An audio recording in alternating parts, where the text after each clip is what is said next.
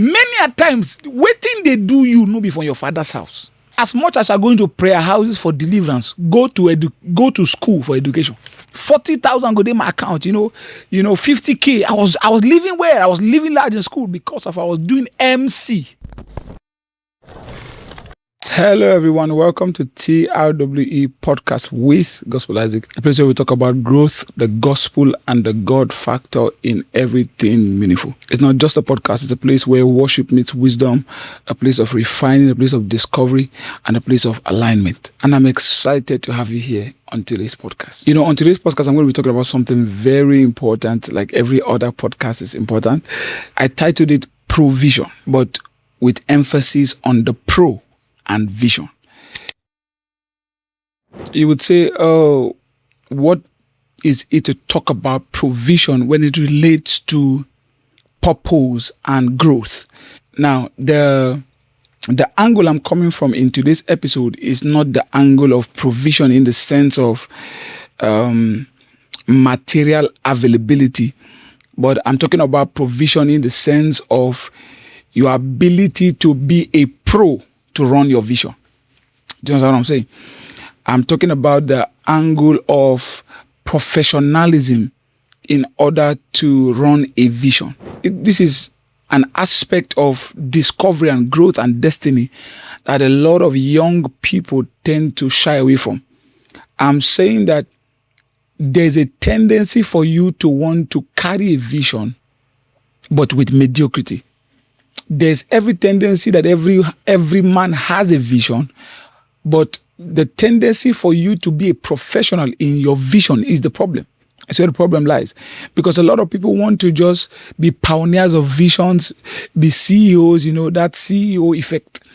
But not everybody tends to want to receive the adequate training enough to be a professional in that field. So I'm going to be emphasizing on how that we can have visions, but we can also be very professional in trying to run our visions, and how that mediocrity can be a major setback for every vision that is aspiring to be great. When we talk about provision in the sense of being a professional in trying to run your vision, we can bring the balance to the point where we say that every vision will never succeed until it's properly done. Every vision will never succeed until it's properly done. So you see, a lot of people have dreams and visions. A lot of people have dreams and destinies. But when they get into it with a sense of mediocrity, it looks as if that vision was never a vision, or it was never their destiny. For instance, I was called to be a medical doctor, but I didn't take the necessary route or the necessary information or the necessary education to become a professional doctor. Although I was called to be a doctor, but I will not function properly in the medical field until I get the ability to become a professional in that field. Because number one, people only trust visions when they can trust the professionality of the visionary. You can never be trusted until you have a sense of professionalism in whatever you're doing. It is very important that you have a vision as a person. It is very important that you carry a mandate or a destiny as a person. But more so important is the ability to be a professional in that field. Because of a truth, God answers prayer, and God will bring helpers, and God will bring customers, and God will bring people to patronize you. But to the degree at which God brings help is to the degree at which you must be able to render a professional delivery. You must be able to deliver excellently before the hand of God will come on that business to be able to function properly. Because God will not make you the best doctor in the universe by prayer. God will not make you the best, you name it, entrepreneur in the universe. God will not make you the best businessman if He knows that everything that comes into your hand cannot find establishment in professionalism. So although we are raising people that are giants in industries, we want to raise young people that would take over their spheres of influence. As much as we would do that by prayer, we must do that by education. So when we say education is the key, it's not, that word has not lost its effect in our generation. Especially in this Gen Z era, people say school na scam. But if you check it, school is not scam because school exposes you to things that your normal human brain will not just expose itself to. So when we say school, it may not be the four corners of a university or a primary school or a secondary school. When we say school, it talks about education, wanting to gain more knowledge about something. For an instance, I could say that I am a social media advisor or social media expert in a sense, but I can never come to the full conclusion that I am a professional in my field before I launch out to say, oh, I'm a social media influencer or social media consultant.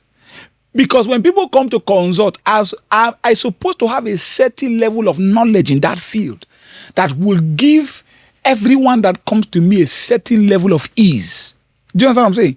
So somebody will come to me and say, oh, I learned that you're a social media consultant. I want to do this. I want to do this. And I'm rushing to ChatGPT to help me. Because you see, that's what a lot of us do in this new dispensation. Somebody said something that was very funny. He said, before they said, if you want to know a person, check his friends. He said, now if you want to know a person, check ChatGPT. Because ChatGPT has almost all the knowledge of somebody. If you want to actually know what a person is thinking, go to ChatGPT. You will see the questions, you will see the concerns. People now find more pleasure in talking to ChatGPT than talking to real human beings. And we think it's an advantage, although it's an advantage in the area of learning, but it's not an advantage in the area of companionship. Because when you begin to spend your time speaking to a robot, it will never give you the ability to use your mind. And the tool that God has placed in everyone to be able to rise to certain dimensions in their life and destiny, especially when it comes to professionalism in your vision, is through your mind. God has placed unimaginable possibilities in your mind, but you must lay hold on education to be able to harness that gift that God has put in your mind. The ability for me to be able to speak and you can understand is because I'm schooled. The ability for me to speak, have you heard people speak and you cannot understand them? Have you, okay, let me give you an instance that everybody can relate to. Have you been in a circle of friends and people are talking, everybody's talking, they are throwing light, they are throwing, people are saying insightful things there and one person just speaks and everybody's silent? Have you ever been there? I've been there a lot of times. Like everybody's silent, like, how did you say that thing you just said? Like, does that even make sense? It does not correlate with the conversation. And that thing is not because of, maybe the mood. It's knowledge. Knowledge is scarce from such a person. When you speak, can people listen to you for 5 minutes and not get tired? That's number one. Number two, can people listen to you for 5 minutes and they can get insight from your words? These things are not gotten by impartation or prayer. They are gotten by study and a certain level of professionalism. Imagine a public speaker. Do you know that motivational speakers are being paid in dollars, hundreds of dollars in the US, in the UK, for just being able to speak? And you think that speech is just a myth. Who wants to hear me talk? It's a multi-billion-dollar investment to be able to learn how to speak. Yes, in fact, a lot of people are sitting down on my podcast page, listening to my podcast. It's not because they love my face. It's because they want to understand what I'm saying. They want to learn from what I'm saying. If what I'm saying does not make sense, it will not attract people to the page. Do you understand what I'm saying? So it takes a level of professionalism before you are able to attract customers for something that you're trying to market. Because at the end of the day, everybody is trying to market something. It's either you're trying to market foolishness or you're trying to market the fact that you are wise. If you are selling a business, how you sell the business will be as a result of how schooled you are. Professionalism is important in every vision. So as much as selling puff puff, there's a woman who used to buy puff puff in school then. Her puff puff, the reason why we used to run at it is because of how round it is. That was all. That was the reason we're going to buy puff puff from her. Other people's puff puff taste even better than her, but their own is not nicely shaped. But people are attracted to things that are professionally done, naturally. So we were running to her to buy puff puff because of how round her puff puff was. So as little as that detail, it was the reason why she got a lot of customers. You must pay attention to detail every time God gives you a vision. So God gives you a vision. Don't say, I'm blessed. I'm a blessed man. Do you know the vision that I have? Do you know? I've had people say, I have many business ideas, but they're doing POS. And this is not the way to shame anybody's business, of course, But I'm saying that your business idea will not translate into manifestation if you are having a myopic mind. Some people, listen, you are just an education away from your next level. People say that you are just a man away from the next level. But I believe that, but I have a contrary opinion, that people are just a knowledge away from their next level. Your ability to take the next step of your life that will lead you into fame, into glory, into wisdom, into power, lies on your ability to gain knowledge, information. You may never know how potent the vision that God has given to you is until you sought for information. Information gives birth to being a pro in your vision. Now, another aspect to this, which was the aspect of material availability in your vision, will also come from your ability to be professional. Because people will not give to something that's a mediocre. For an instance, if I start to sell maybe bottled water, and I am good at my bottled water business, I'm good at it. But when it comes to marketing, I don't have the ability to market. And I just think, my water is good, so people should just buy my water because it is good. Your water is good is not the reason that people will buy it. In many occasions, the reason people will give money into your vision will have to be, number one, how professional you do it. Number two, how professional you market it. So provision will not come until you are a pro in your vision. My God, this is where some clock it is needed. Provision will not come until you are a pro in your vision. Until you have mastered your craft, provision will not come. Until you have established yourself in knowledge about that certain field that you want to dominate, you may never get the audience of kings to give to you. Listen, people will give to your vision, but to the degree at which they know that you are able to handle it professionally. For an instance, I have a barber that is a friend, and the reason I can give, when I go to him to barb, sometimes I give him extra. I give him more money. Is because every time he cuts me, I look at myself in the mirror and I marvel at my beauty. I marvel at the precision he takes to cut me. I marvel at how he manages to always maintain that shape of line every single time I come to him. I never go, sometimes I go to him and when he's barbing me, I sleep off. I don't do that in any other place. If I go somewhere else and my eyes are weak looking at the barber. But when I go to my barber, I sleep off in a shop. Sometimes he'll be holding my head because I've slept. I'm relaxed because I know he's a professional. People can give you their credibility when they know that you are good at what you're doing. People can invest in you when they know that you're good at what you're doing. So when you are going to God and saying, God help me, God raise helpers, ensure that when the helpers come, your professionalism can keep them. Because although help will come, but it will come to the degree at which you are professional in what you do. So be a pro, but add precision, add wisdom, add information to whatever vision that God has given to you. You see, this is a very important aspect of life and destiny because nobody scales beyond a certain limit in mediocrity. If you want to expand in business, if you want to expand in relationship, expand your mind. Because you see, the helper that you're looking for, the only audience you may have with them is 2 minutes. And if you cannot deliver in 2 minutes, Apostle Joshua Selman said something. He said, if I ask you, what do you do for a living? And you cannot articulately tell me in 2 minutes, then you don't know what you're doing with your life. Although you may have a lot of things you are doing, but if you are not able to articulate it in 2 minutes to somebody that asks you, what do you do for a living? Because you may only have 2 minutes to your next level. Many a times we miss Kairos moment because we are unprepared. We are not professionals in our field. So we miss Kairos moment, not because the enemy is after us.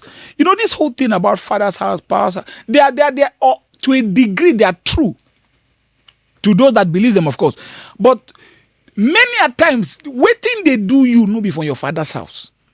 What is doing you is not from your father's house. What is doing you is simple information and knowledge that you lack.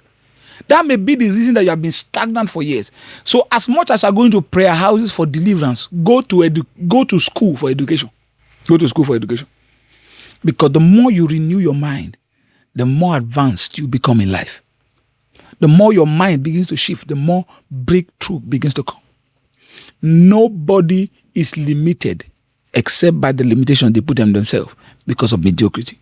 I'm telling you, if you're a singer, be a professional singer. If you're a musician, be a professional musician. If you are a makeup artist, be a professional makeup artist. Don't make somebody's wife up in her wedding day and she'll be looking like she was, throwback. There's a difference between throwback and feature pictures. You will make up the person feeling and the person will be looking like a throwback. They will never invite you again. But let me tell you a story. When I was in school, my parents were not well to do. I didn't come from a place of silver spoon. So my parents were not sending me money all the time in school. But I needed to eat now. I needed to make money. I needed to do stuff. So, and I was a minister. I was the fellowship president at the time in my school. I started a fellowship actually in my school. And I was burning for God. I was doing a lot of things. But that burning for God was not relating to monetary value. So I was broke. But I understood something that until I move away from this mediocrity, I'm saying I'm a child of God, I'm a minister, therefore there's nothing else that I can do. Because that's what a lot of young people do these days. They use ministry as an excuse to be a mediocrity. You are a minister, you don't have anything that you can boast of, that you can do professionally for somebody. So I said to myself, I need to do something. In the school, they were looking for somebody to do, they had an event. So they were looking for somebody to do MC. So the MC that they paid disappointed. So they told him to send a refund. So he sent a refund. They were looking for somebody. I said, what is in this MC something that I cannot do? It's not to go and stand before the crowd. I used to stand before the crowd to preach. I used to stand before the crowd to sing. So why can't I anchor an event? So I said, I told the coordinator, I said, I can do this thing. You guys should pay me this money. He said, man of God, we know say you be man of God, but no be this one, it's like this. So I said, give me the job. I will do it. So they gave me part payment. They say if I didn't do it well, at least I just take that money, Let me just take that money. So I took part payment and I held the mic. I said, Holy Ghost, give me wisdom. And I anchored that event. That was one of the best events at the time in my school. And they paid me exactly the amount I was supposed to pay the person. From that day, I became the personal MC for the school till I graduated. So every time they had an MC job, I was the one that would give the contract. Or they would give me the contract. From that place, I started doing MC for people in the town. So people were doing weddings in Kogi State. I was at school in Kogi State. So they would be giving me money. I would be doing MC job. Man of God was doing MC job. And I was getting money. Sometimes I would come back from those events, 40,000 at the time. That was many years ago. 40,000 go in my account, 50K. I was living well. I was living large in school because I was doing MC. So I became so good at it. So God gave me that insight. Go and do it. You can do it. But as much as He gave me the insight, I developed the ability to MC an event properly. So now you can add it to my portfolio, MC or event manager. I learned how to manage events, concerts. There's no concert to the degree at which a concert is big in the world today that I cannot manage because I have the ability to through knowledge. I can manage any kind of event because I learned how to. I can bake. I can do a lot of things that are related. People would not relate that kind of thing to a man of God, but I can do it and I can do it professionally. Because why? I sought for wisdom and I got wisdom.